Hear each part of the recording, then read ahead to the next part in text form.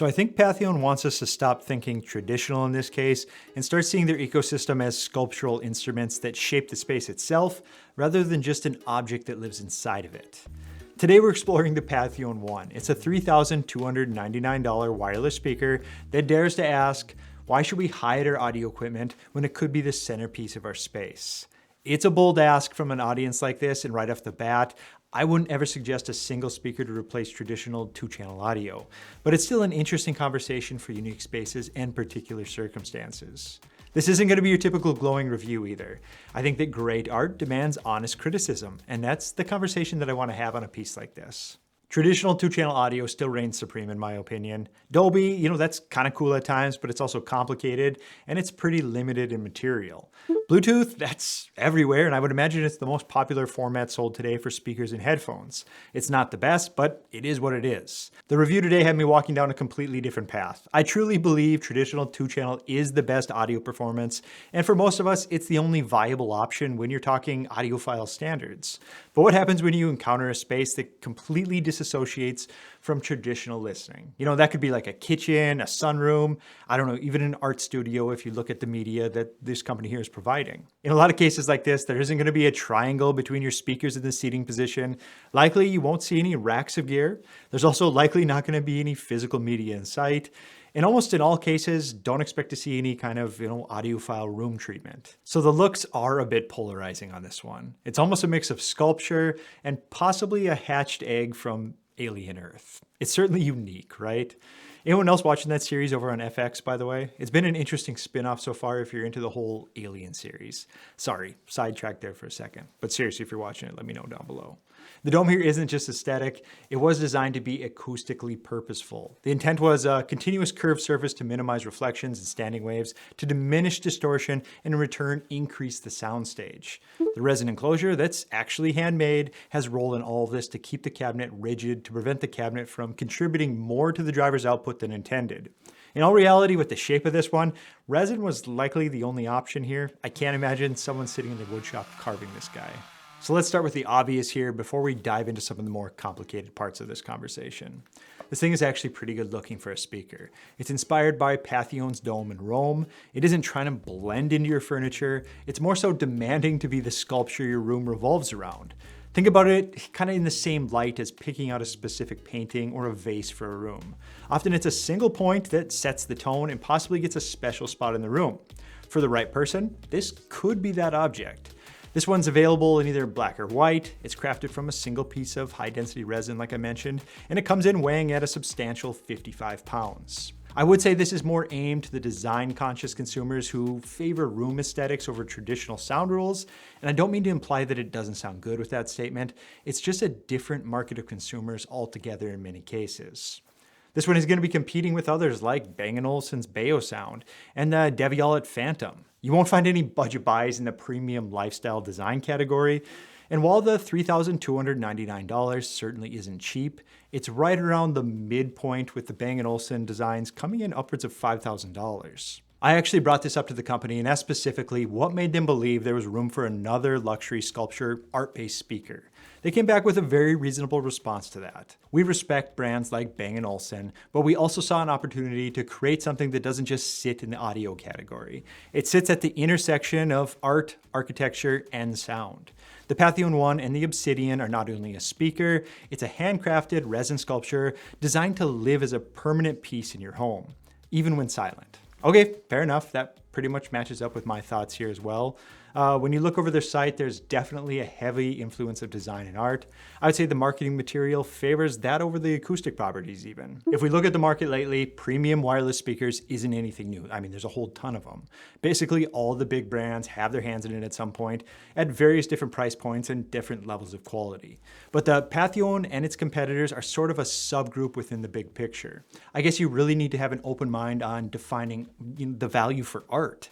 And honestly, that's next to impossible if you've ever shopped art. The value from one person to another is dramatic to say the least. Thankfully, in this case, artistry isn't the only story being told today. That sculptural form isn't just aesthetic indulgence. The entire sculpture is built for acoustic wave management.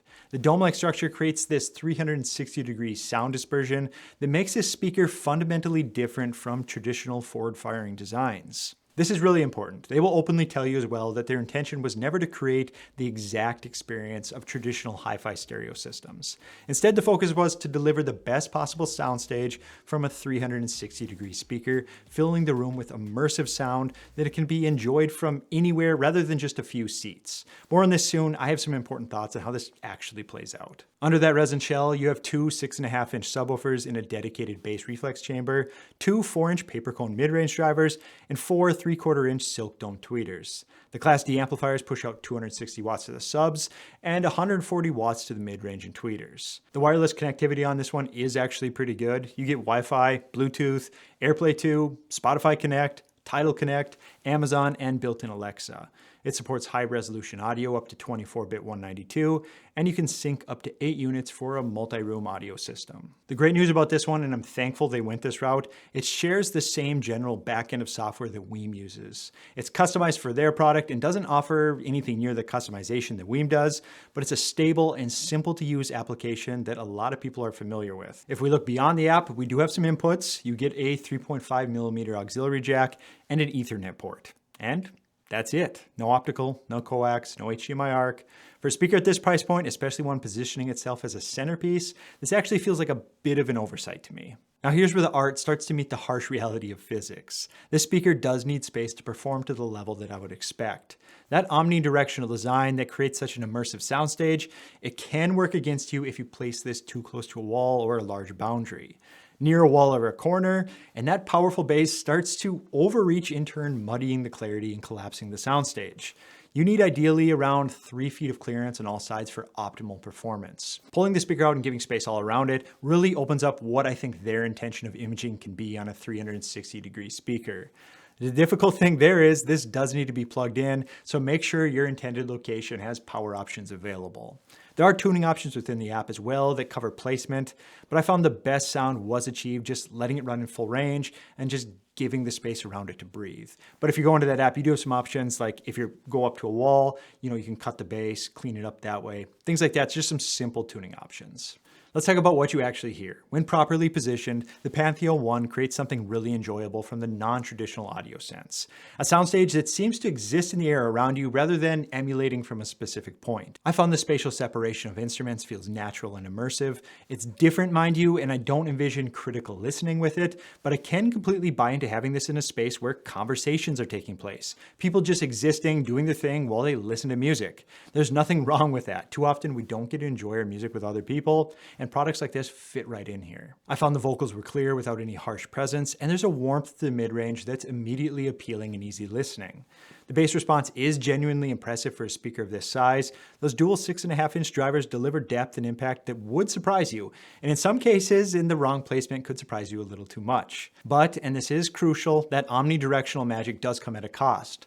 Stereo imaging, that separation that audiophiles prize, is sacrificed for spatial immersion here.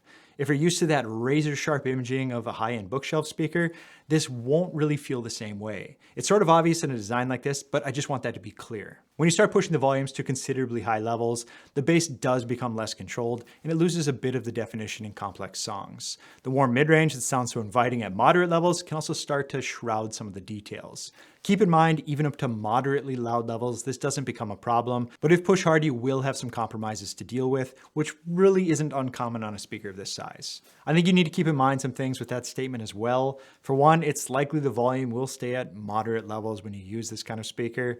The levels that become troublesome are well above the levels that I would ever listening when I'm conversing with others. And two, if you're so inclined for more volume, but you love the design, you can always pick up a second one and pair it together, I guess. That should assist with the imaging as well as any volume concerns. I think there was a solution here and it could have been really simple. Room correction would go a long ways on a speaker that's designed for this intention.